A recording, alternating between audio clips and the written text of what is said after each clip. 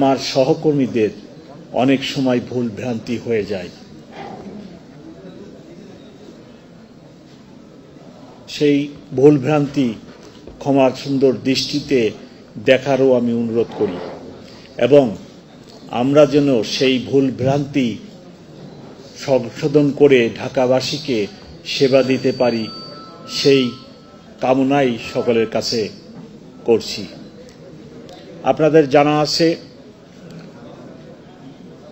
বিগত 15 বছর ঢাকা মেট্রোপলিটনের পুলিশের সদস্যবৃন্দু যেরূপ আচরণ করেছে সেই আচরণ থেকে আমরা বের হয়ে আসতে চাই, কিন্তু এর জন্য সময়ের প্রয়োজন। আমার সকল অফিসারের নতুন করে প্রশিক্ষণের বিশেষভাবে প্রয়োজন। প্রশিক্ষণ ব্যতীত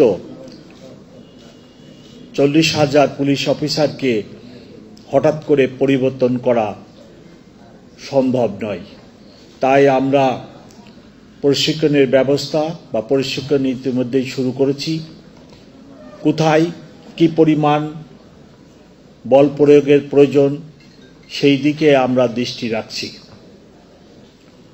এবং অচিরেই আপনারা সেই পরিবর্তন লক্ষ্য করবেন।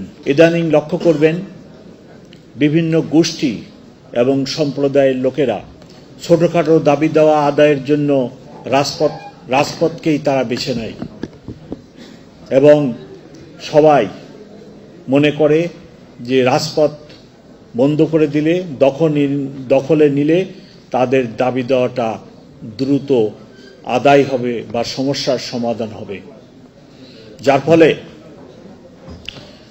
ঢাকা শহরের ভঙ্গুর ট্রাফিক ব্যবস্থা আরও নাজুক অবস্থায় চলে যায়। ঘন্টার পর ঘন্টা মানুষকে রাস্তার মধ্যে থাকতে হয়। ঢাকার উত্তর দক্ষিণের রাস্তার সংখ্যা খুবই কম।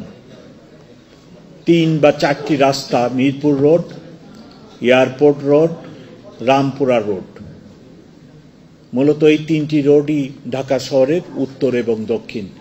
একটি রাস্তা যদি বন্ধ হয়ে যায় পুরো শহর অচল হয়ে যায়। আমরা এই সমস্যা প্রতিনিয়ত ফেস করছি, সম্মুখীন হচ্ছি। তাই আমার অনুরোধ, আপনারা দাবি দেওয়ার ব্যাপারে খোলা মাঠ, অডিটোরিয়াম, সভাস্থল বেছে নিন এবং যথাযথ কর্তৃপক্ষকে সেখানে ডেকে টেবিলে সমস্যার সমাধানের চেষ্টা করুন। ঢাকাবাসীর ট্রাফিক ব্যবস্থাকে আরও ভঙ্গুর করে তুলবেন না, এটি আমার সবিনয় নিবেদন।